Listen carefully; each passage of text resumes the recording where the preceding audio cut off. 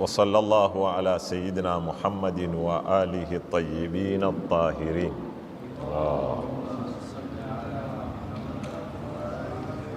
اللهم أدخل على أهل القبور السرور، اللهم أغني كل فقير، اللهم أشبع كل جائع، اللهم اكسو كل عريان، اللهم اقضي دين كل مدين، اللهم فرج عن كل مكروب، اللهم رد كل غريب، اللهم فك كل أسير، اللهم أصلح كل فاسد من أمور المسلمين، اللهم اشفي كل مريض، اللهم اشفي كل مريض، اللهم اشفي كل مريض، اللهم سد فقرنا بغناك، اللهم غير سوء حالنا بحسن حالك، اللهم اقضي عنا الدين وأغننا من الفقر إنك على كل شيء قدير.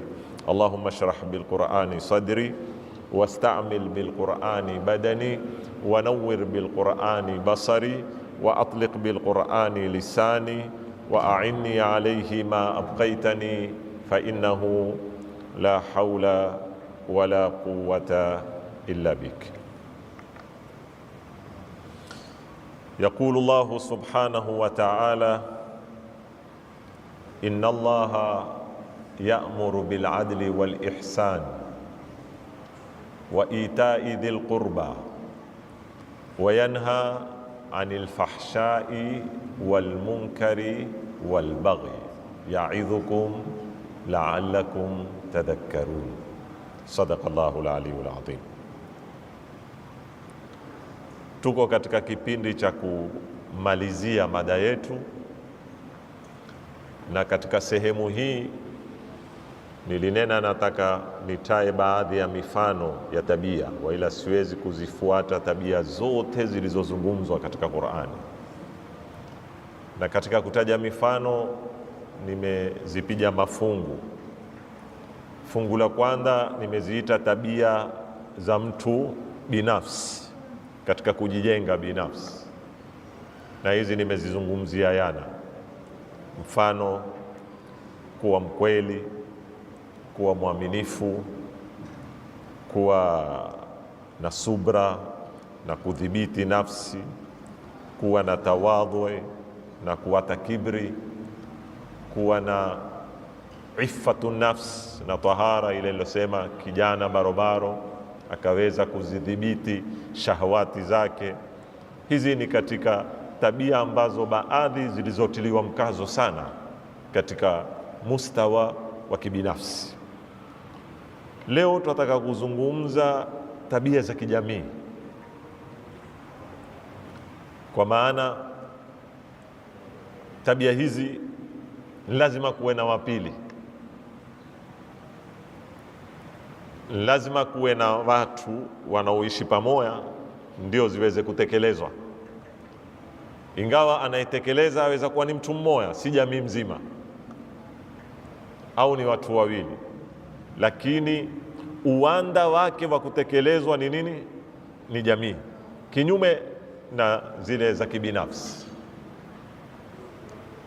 Haya nitaka niyazungumze leo insha Allah. Kesho Mungu akinipa uhai na uzima nitabaki hapa hapa, lakini kwa upande mwingine nataka nizungumzie sasa tabia za kimahusiano bali na tabia za kijamii. Kabla sijaeleza baadhi ya tabia hizi, nataka tuasisi msingi muhimu wa kijamii, na huu ni msingi wa kubalika na wataalamu wa kijamii, wana filosofa, na pia ni msingi umekubalika na Qur'an katika aya mbalimbali. Msingi wenyewe watuambia kwamba kiumbe mwanadamu atafautiana na ziumbe wengine wote aliowaumba Mwenyezi Mungu Subhanahu wa Ta'ala kwa sifa ya kiujamii. Yani mwanadamu ni kiumbe hawezi kuishi maisha ya pweke kimaumbile. Siku zote yeye yuwatafuta watu kutangamana nao na kuishi nao, na ndio natija yake hutokea kitu kikaitwa jamii. Na maana ya jamii bila ya kurefusha ni tofauti na jamaa. Kuishi pamoja haimaanishi ishakuwa jamii. Manake wengine wamekuja kutoa mifano ya baadhi ya wanyama wanaishi pamoja kama mwanadamu, wanao aina fulani ya maisha ya kijamii, ambao si kweli. Kuishi pamoja haimaanishi ushakuwa jamii. Ni lazima iwe mitindo ya maisha yenu yatekeleza misingi ya kijamii. Kwa mfano, mwanadamu hatosheki kuishi pamoja, amekuja na kitu huitwa ndoa, ni natija ya kuishi pamoja. Ndoa haimaanishi mume na mke kulala. Ndoa haimaanishi mwanamume na mwanamke wakaingiliana kukazaliwa vijana. Haimaanishi hivyo ndoa, waila hilo kwa ng'ombe pia liko. Ndoa yamaanisha mahusiano ya kina zaidi ya hayo. Kwa mfano,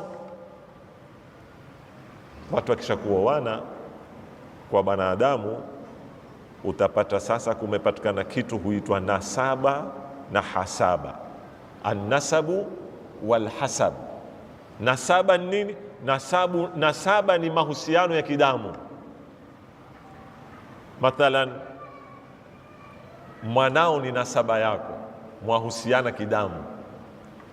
Nduyo ni nasaba yako, mwahusiana kidamu. Mkeo hamuhusiani kidamu. Babake mkeo hamuhusiani kidamu. Mamake mkeo hamuhusiani kidamu. Nduye mkeo hamuhusiani kidamu, lakini muna mahusiano. Haya mahusiano haya ndio huitwa hasab. Ndio yale huya maneno mkwewa, mamezaa, shemeji, sio? Huku kwenye damu huya ndugu, baba, mama, mjomba, nani, shangazi, sio? Hii ni damu.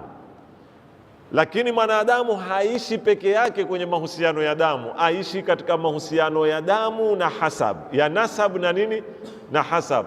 Kwa hivyo leo ukishakumuoa binti, mamake ashakuwa maharimu yako, ni maharimu yako kama mamako. Sasa mamake ule binti hana tofauti na mamako. Hukumu zote ambazo ziko kwa mamako ziko kwake ule. Hana wajibu wa kuvaa shuga mbele yako, wa kuistiri wewe kama mwane. Kwa wale wanenao mathalan kutangua udhu, huwezi kumuoa, huwezi tena kumuoa yule mamako. Taban kuna sharuti za kifikhi nyingi mpaka zipatikane. Kwa hivyo haya huyapati kwa wanyama, japokuwa waishi pamoja. Mfano, ukinipa mfano wa nyuki, hata kama huishi pamoja, wanao system fulani ya kijamii, wana na serikali, wana na mfalme.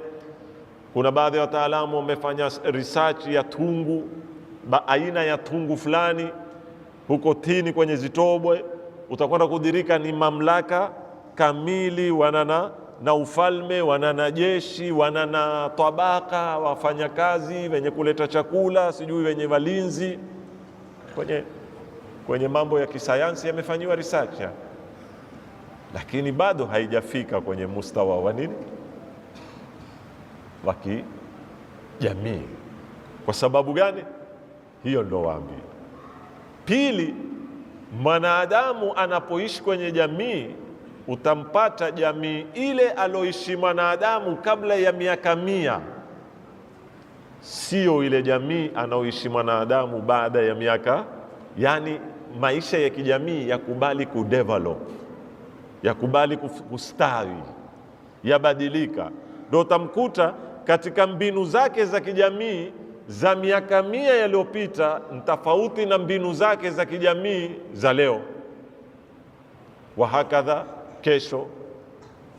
Lakini wanyama, nyuki vile wanavyoishi kabla ya miaka 1000, vile wanavyopanga majeshi yao, vile wanavyotengeneza asali yao, ndio vile vile walivyo baada ya miaka 1000.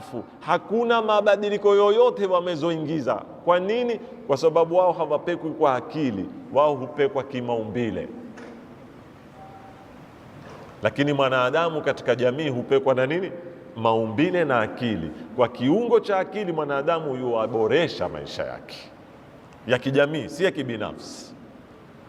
Nafikiri tumeelewana vizuri sana. Kwa hivyo mwanadamu ni kiumbe wa kipekee ambaye ana maisha ya kijamii, kwa maana ya ujamii, si ujamaa, si kuishi kijamaa. Na kwa msingi huu wataalamu wamekuja wakajenga hii fikra, ndipo tukahitaji kanuni, ndipo tukahitaji sheria, ndipo tukahitaji serikali, ndipo tukahitaji maadili. Lau si maisha ya kijamii, hatuna haja ya sheria na serikali, hatuna haja ya utawala. Kwa nini? Kwa sababu kuishi pamoja kuna faida nyingi kwetu, sababu twasaidiana. Hakuna awezao kufanya yote peke yake, lakini katika kufaidika kwetu kwatokea matatizo, ndio twagongana. Pale penye maendeleo yetu ndipo penye matatizo yetu. Angalia mfano, wewe mwanamke hukuoana naye kabisa, kuna matatizo? Hakuna matatizo. Lakini wakati unapomuoa, wamhitaji kumuoa, una faida za kumuoa, lakini katika kule kumuoa ndo kuanza nini? Kwa sababu watu wawili kuishi pamoja sio rahisi. Sijui tumeelewana vizuri? Kila mmoja uko na interest zake, kila mmoja uko na mudi zake. Sasa hata mkajaribu kucompromise, inabaki lazima kutokee matatizo, na ndio lazima tuwe na kadhi wakuja kuhukumu nini yale matatizo. Lazima tuwe na mahakama za kadhi. Sasa kwa sababu gani? Lau kulikuwa hakukoana tungehitaji kadhi. Kwa hivyo lau ilikuwa hakuna maisha ya kijamii tungehitaji serikali. Leo kesi zote zilioko kotini zimesababishwa na nini? Wale tuishi pamoja. Kama alikuwa kila mtu huishi shamba lake huko, hakuna ingiliao na mwingine, kulikuwa hakuna huyu amenijepea shamba ardhi yangu, huyu amenipokonya kiwanda changu, sijui huyu amenifanya kadhaa. Kwa hivyo chanzo cha matatizo ndio pale pale penye chanzo cha nini? Cha faida zetu. Simandia wa Masri wana usemi husema kwa lahaja ya Kimasri. Tabani huu usemi wao husema kwa wale wenye kupenda kuwa wake wengi. Kama ni wale wakuwa wa mke mmoja au wahusu usemi huo. So husema halawatha fi mararatha, utamu wake uko kwenye utungu wake. Sijui umeelewa? Utamu wake uko kwenye nini? Au nikitaka kuzungumza kwa Kiamu, raha yake iko kwenye kero lake. Lile kero ndio linaoita ile raha. Kwa hivyo jamii, ile jamii inaoita raha ndio inaoita nini? Kero. Sasa mmoja katika Uislamu umetia akilini ni mambo, umeweka sharia, umeweka mahakama, umetuma mitumi, lakini pia hazitoshi. Watu sharia waziruka za Mungu utakuwa za binadamu. Mahakama hurukwa, hutumiwa influence, hutumiwa nguvu.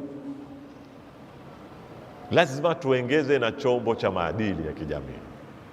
Na moja katika maadili muhimu ya kijamii, taeleza baadhi yao na kesho nimalizie, kama nilivyowaambia mpaka kuja kwenye mahusiano, al-adlu. Msingi wa kwanza wa kujenga jamii ni nini? Uadilifu. Na neno uadilifu ni kama neno elimu. Kila mtu alipenda.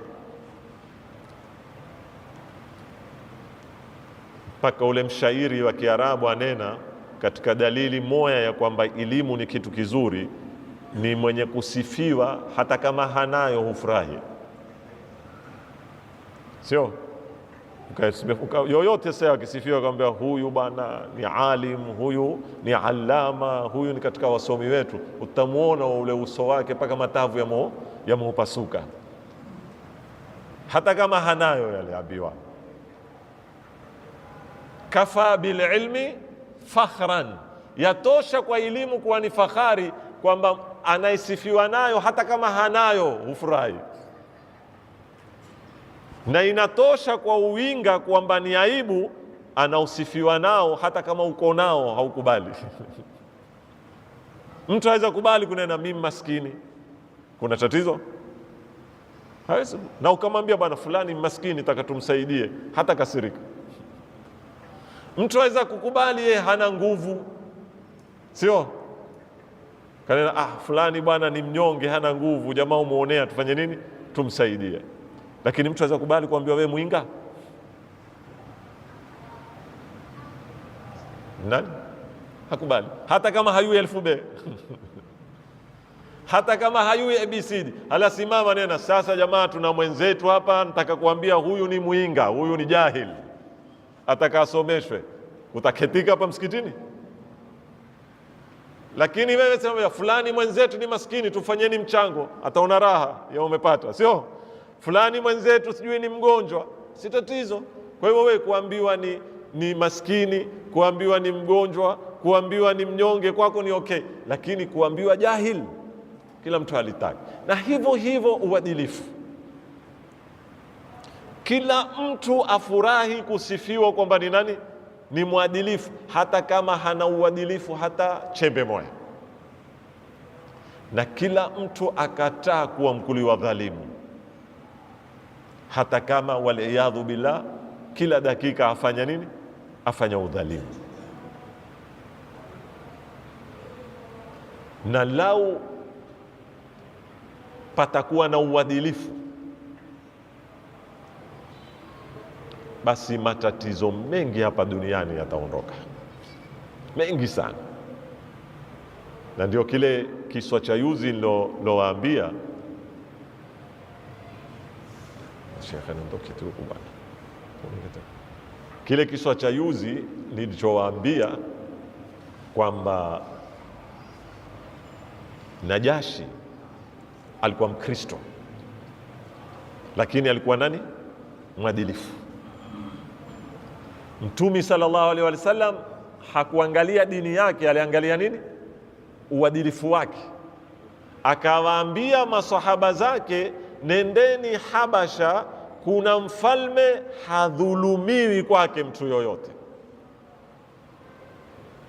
Na ndio kuna usemi wa Kiarabu wasema, utawala hudumu penye uadilifu na ukafiri, lakini utawala haudumu pasipokuwa na uadilifu, hata ukawa kuna Uislamu, haudumu. Kwa hivyo msingi wa kwanza ambao tunataka tupigane nao ili kujenga jamii yenye tabia mzuri ni uadilifu. Lakini shida yetu sisi ni moja tu. Sisi tuna maneno tukiyazungumza tumeshayafungia pakti, tumeyatungika kwenye kidaka, simadhe wenye kunena.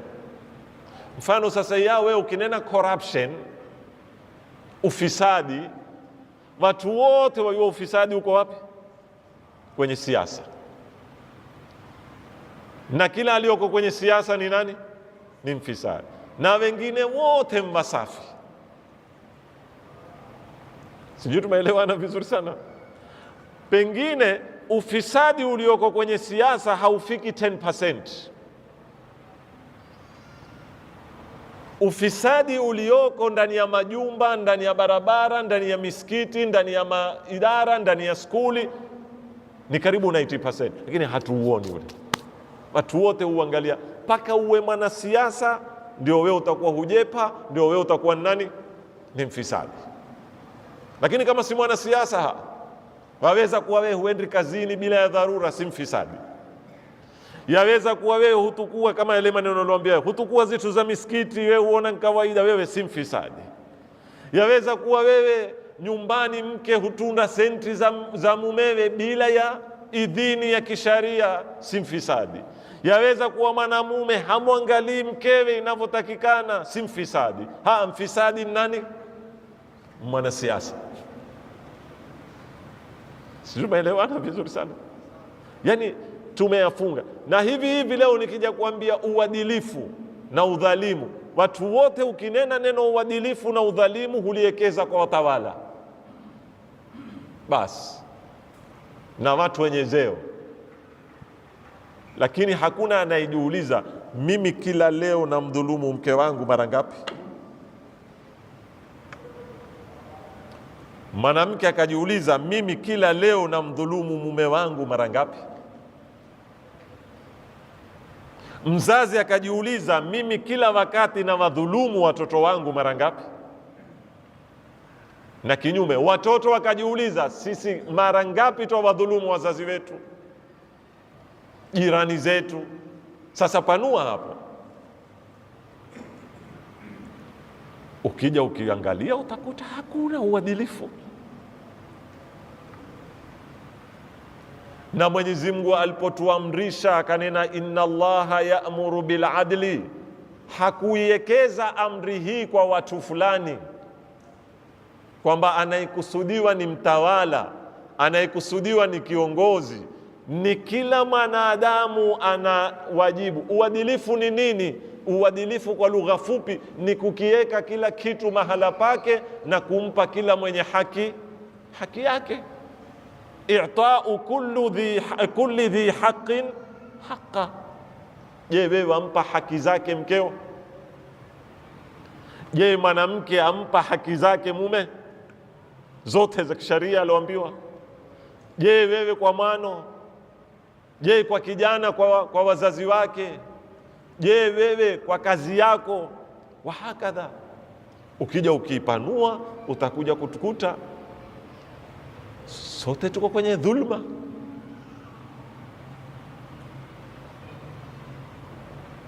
Na ndio utakuta jamii zetu zimekuwa huyumba, na kila mtu uadilifu ataka uzungumzwe wakati wa mbenefiti yeye, na dhulma atakaizungumzwe wakati ya mdhuru adui yake. Tateka mathala tasikia sasa yao, ukisikia watu huyazungumza matatizo ya mui wetu, tatizo lolote, mfano la kijamii, tatizo la drugs, tatizo la vijana zetu kupigana kwa zipanga, tatizo la infrastructure mbaya, tatizo la usafi, watu wote huzungumza kwa fiilu majuhuli. Siwajua fiilu majuhuli? Fiilu majuhuli ni kitendo kisichojulikana alofanya nani. Wala keti kwenye mitingi, nenda mitingini, utasikia kumezungumzwa ile tatizo, mando katoka kuzungumzwa tatizo, watu wote wataka nafasi za kunena. Haya, sasa tumeshalielewa tatizo, suluhisho, mando mikono itakuwa katiti sasa hapo. Kisha kila nenao atazungumza taka kufanywe taka kuangaliwe, taka waendewe. Hizo ndio fiilu majuhuli, yani misimo. Kutamalizika mitingi, hakuyulikani mwenye kufanya nani, kwa sababu kila mtu hataki kutukua responsibility, ataka kunena tu. Na ikizidi ndio ile nikamwambia pia wiki iliyopita, kutaanza bao la komwe. Maiwa niwaelezea maana ya bao la komwe, kutupiana majukumu. Hata kaambia ustadhi unena sana msikitini, taka apekewe na hili tatizo.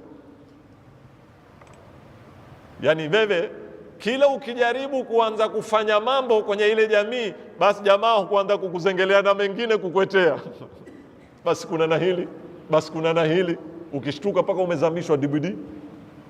Kisha wataketi kana ya uifanya kimbembe nole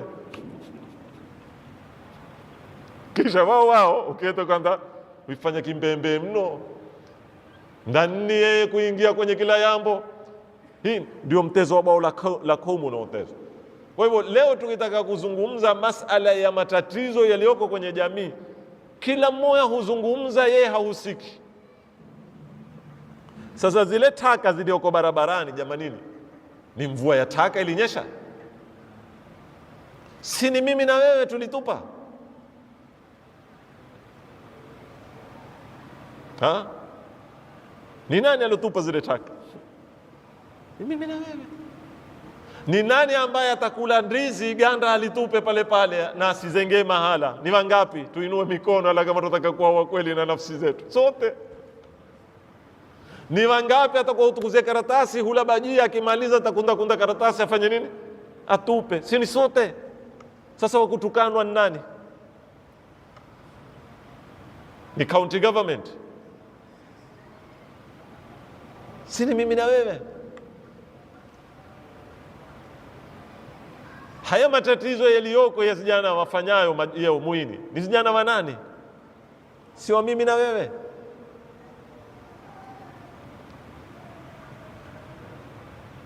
Ni kwa sababu hatuko waadilifu,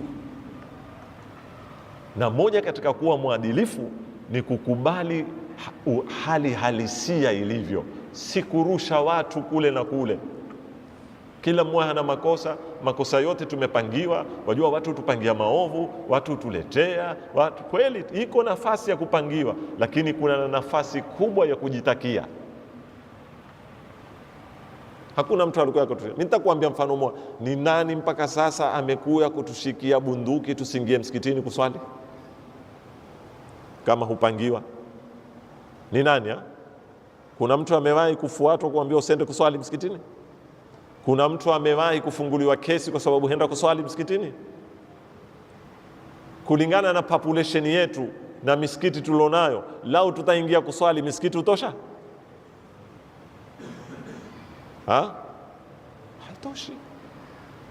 Ingawa watu hupiga mayowe kwamba misikiti imekuwa mingi, lakini mimi nasema kulingana na population, lao watu hataingia misikitini kuswali, hii misikiti haitoshi.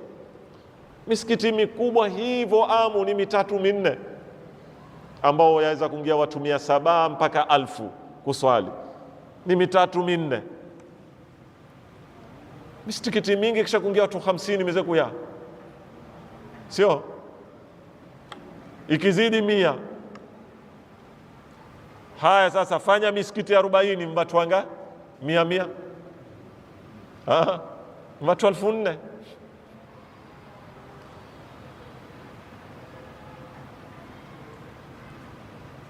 Ni majukumu ya nani? Ni nani aliyotukataza? Leo tunavyoanguka katika performance za masomo ni majukumu ya nani? Nani alikuja kutuziwia sisi kutia bidii kwenye elimu?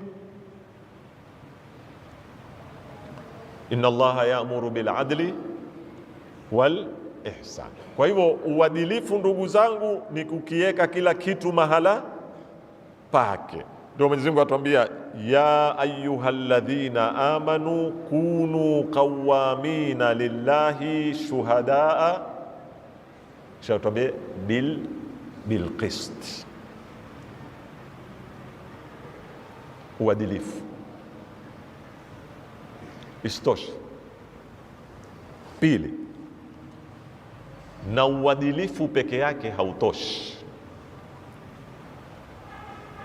Katika makosa mengine tulionayo haya,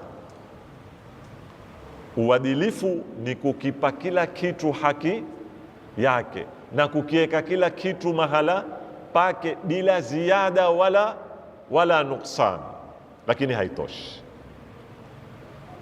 Mara nyingi nilipokuwa nikipata fursa kualikwa kwenye ndoa, nikipewa nafasi ya kuzungumza, huwa kuna usemi na usema mimi mara nyingi, ndoa haziendeshwi kwa sharia peke yake.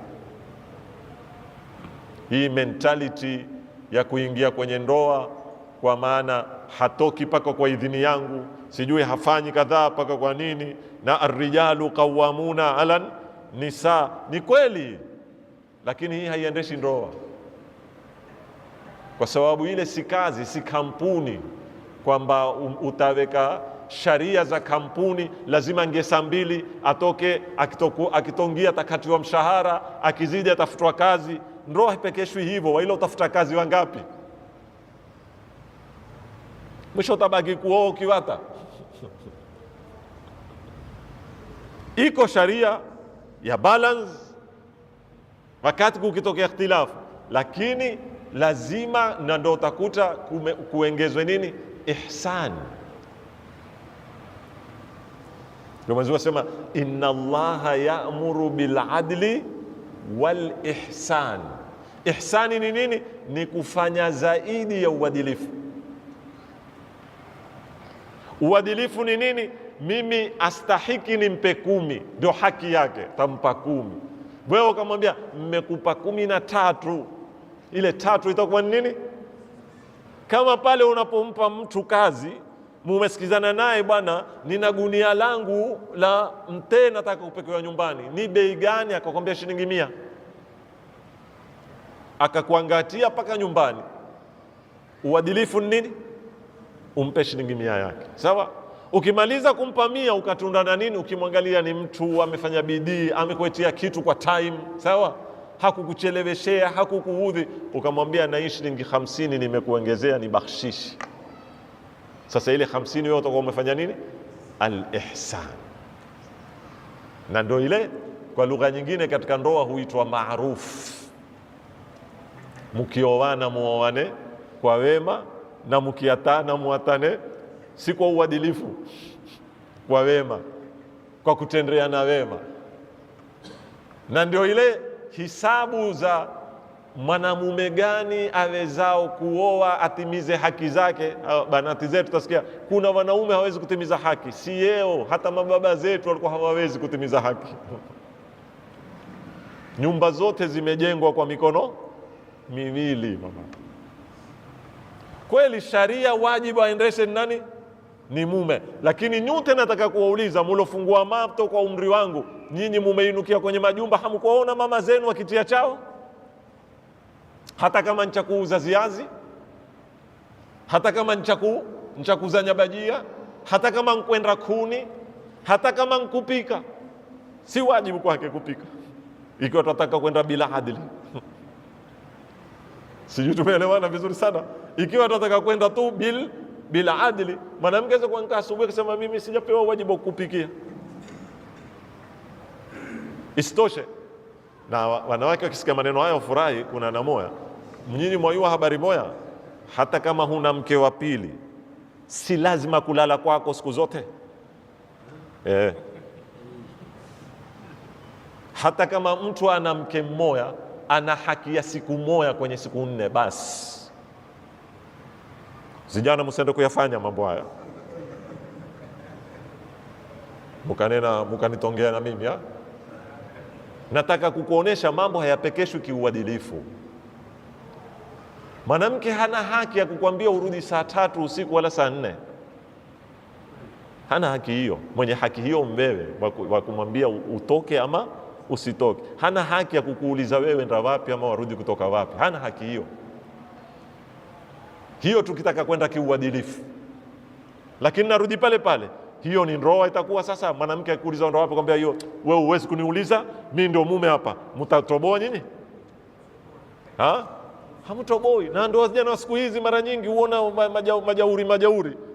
Shekhe, ujauri wako wote watende kule ndani kuna wafalume wenyewe. Sijui umeelewa? Hala wewe ipekeshe ndoa namna hiyo. Mangapi katika sisi sasa yao wake zetu hutoka kisha huambiwa baadaye, au mara nyingine utangia nyumbani, uko wapi? Utaambiwa ametoka mkwenda matangani, twende. Au ataka kueta sharia. Kwa nini alitoka? Ni nani alimpa ruhusa ya kwenda matangani? Ama ametoka kwenda kununua kitunguu dukani, ni nani? Ikiwa kila kitaka kutoka atakuomba ruhusa, yatakuwa hayo? Fumbiwa mato mambo mengine.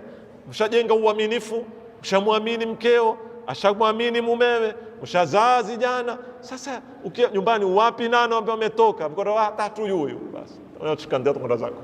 Sio? Life yatembea. Sifanye ndoa kama mahakama, shekhe. saa zote mawakili na majaji, saa zote haiwi hivyo. Kwa hivyo ndio hiyo takwambia, ndoa haiendeshwi kwa sharia peke yake. Siziweke aya tu mdomoni mara kwa mara, arrijalu qawwamuna. Baba, kuna mambo mengine sharti mutafute wenyewe wayu wao. Sisi ni hivyo hivyo, na sisi tafuteni wayu wao wafundishe namna ya kuyapeka haya mambo, yakaukayaona yashuka slow. Wal ihsan, ndio pale akikushika mkono anayekuozesha msikitini kwambia uzawijuka kwa misingi miwili. Kwanza, alama amara Allah, kwa sharia. Sijasema sharia situmike jamani, kwanza kwa nini? Kwa sharia.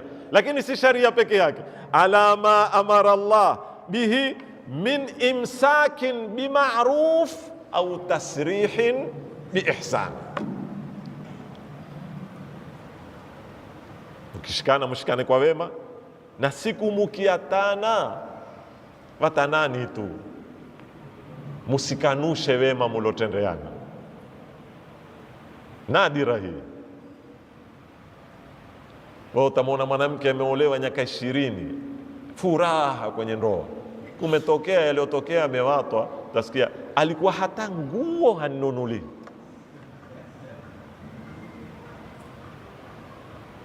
Ile nyumba ndio ijenga nani? Na pengine alitia zifuko ziwili za simiti. Mwisho itakuwa hata alokuzaa yeye, alokusomesha yeye, maana yake walikuwa huna mtu mpaka alipokuwa yeye. Yako haya ama hakuna? Haya ndo katika hiyo au tasrihin biihsan. Na upande wa pili, wewe umeketi na mwanamke miaka 10, miaka 20, mumezaa wana, yametokea yalotokea, mumewatana, basi shekhe, fata tasrih biihsan. Sian alikuwa hata kupika hayui. Mimi hunena yale yanenekao, yasononeka si yanene, sawa? Nini mutayayaza yenyewe? Hii ni makosa. Ni katika nini? Inna Allaha ya'muru bil adli wal ihsan.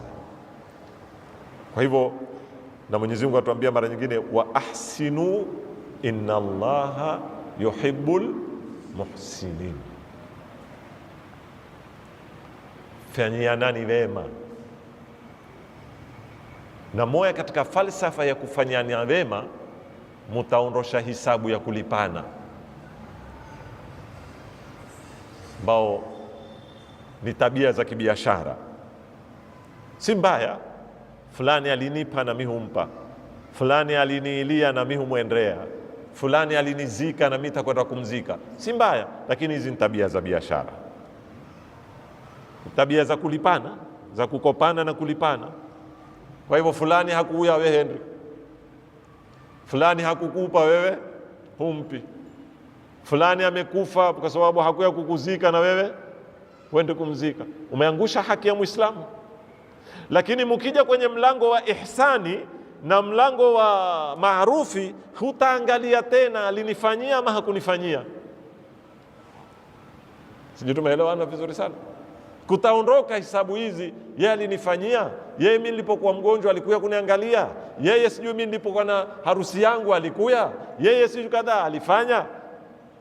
Jamii ikipekwa kwa tabia ya zipimo hizi, ni jamii yabadilika polepole kuwa ni jamii ya muamala wa kibiashara na kukopeshana interest. Si jamii ya kupanga Mungu ataka ama hataki, thawabu zipo ama hakuna. Wewe usiangalie yeye, mimi kifanya hili tapata thawabu ama sipati. Hiyo ndo zipimo zetu. Yeye alinifanyia, yeye hakunifanyia, masala mbaya. Na hii itapatikana hii ikijengwa ihsan, sio uadilifu peke yake. 3, ahadi, alwafau bil ahd. Katika zitu zinaojenga jamii, uadilifu kama nilivyowaambia, ihsani na kutekeleza ahadi kwa maana yake pana, si ahadi ya kuagana tutaonana kesho. Ahadi ni kila jukumu lilioko juu ya mgongo wako unalowajibika nalo kulitekeleza, huitwa ahadi.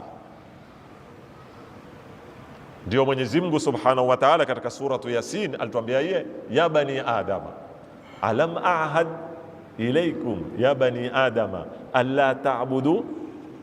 Kwani wewe uliwahi kukutana na Mungu ukatukua hiyo ahadi?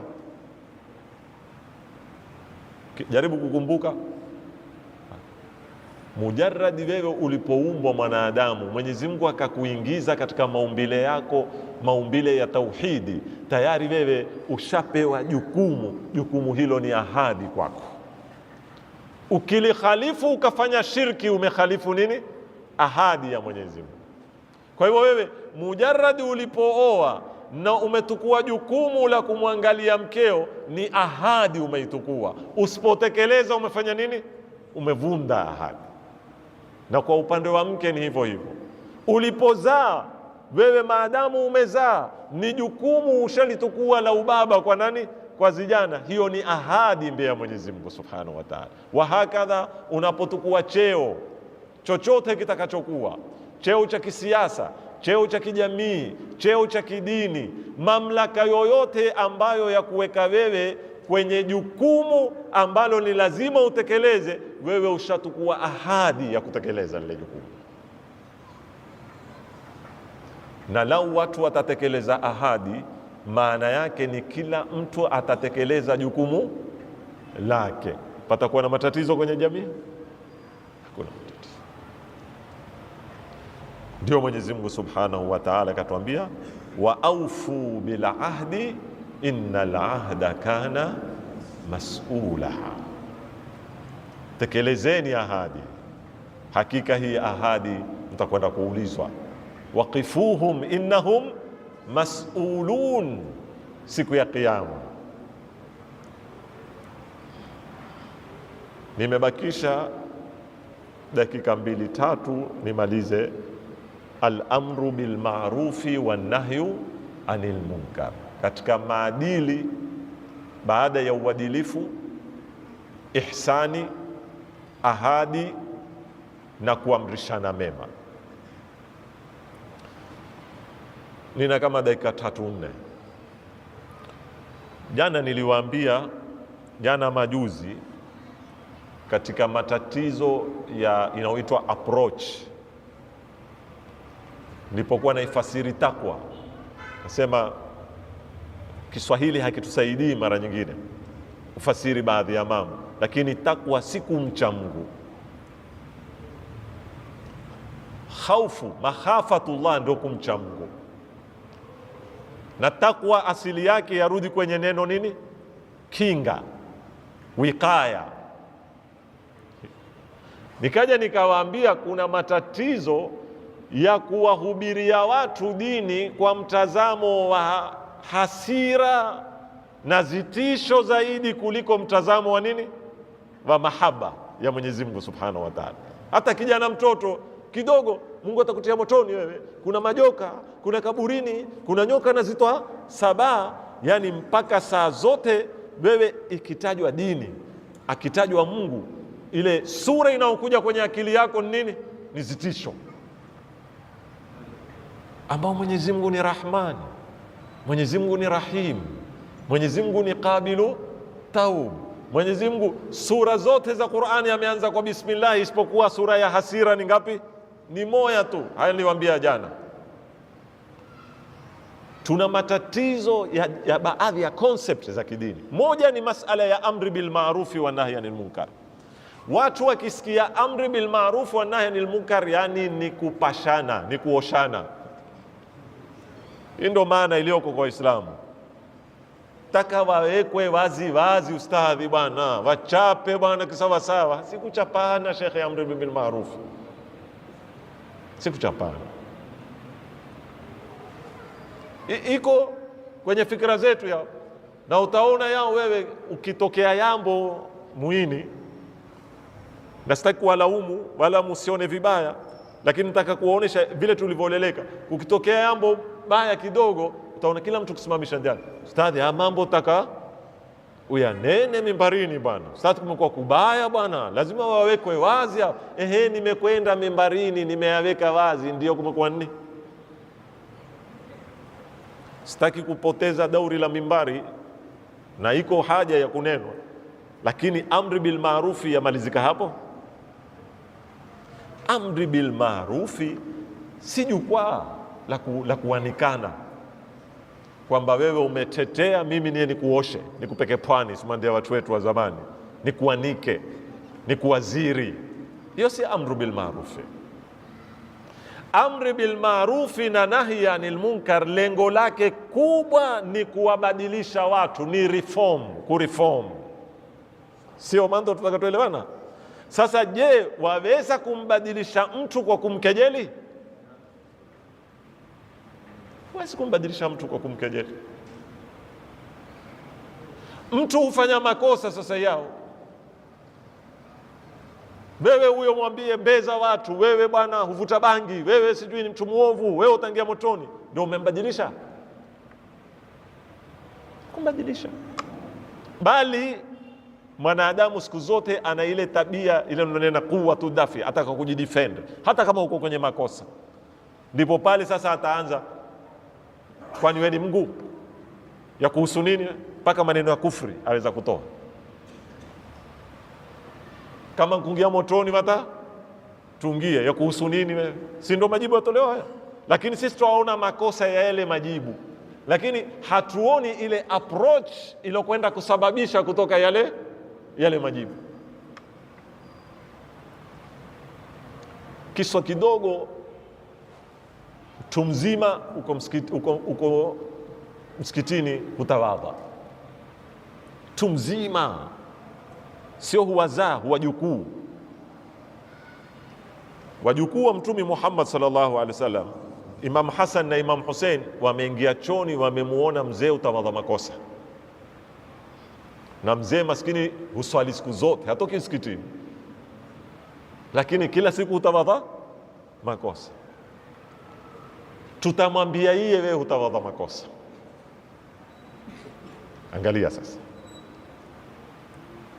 leo kwa sababu wewe umesoma siku 2-3, umekuwa wajua kunena Kiarabu na kufasiri hizo aya, utaanza kuketi ukikufurishia watu, ukitia watu motoni, ukinini wakala bongo.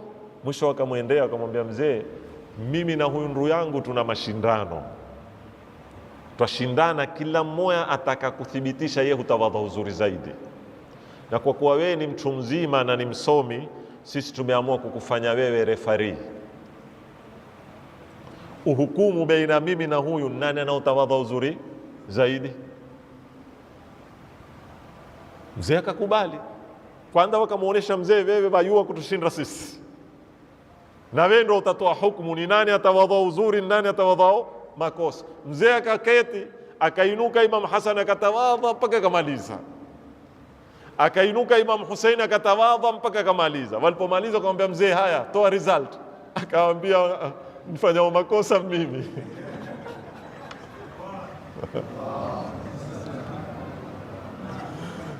Mmeangalia udhu wenu wote wawili hamna tofauti, lakini kila kiupima wangu huona ndio haumo. Angalia amri bil maarufi wa nahi anil munkar. Angalia message imefikishwa kwa mtu mzima, amefurahi, ameoneshwa cheo chake, wewe ni mtu mzima, amewekwa makamu, yeye mwenyewe amejihukumu, kweli mimi hufanya makosa, na wametoka kwa furaha. Huu ndio Uislamu jamani. Mwenyezi Mungu anapotuambia neno ile, ud'u ila sabili rabbika bil hikma wal mau'izati hasana wajadilhum billati hiya ahsan.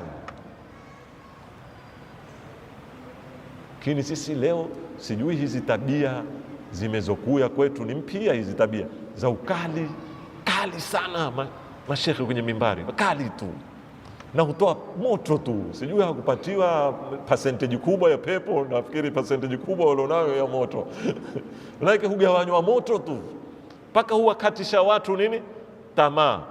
Kwa hivyo hii amru bil maruf ni kurekebishana, na Muislamu hata akafanya maasia, heshima yake lazima ilindwe. Hata kama amefanya maasia, ikiwa kufanya amri bil maarufi itasababisha kuvunda heshima ya Muislamu, itakuwa ni makosa.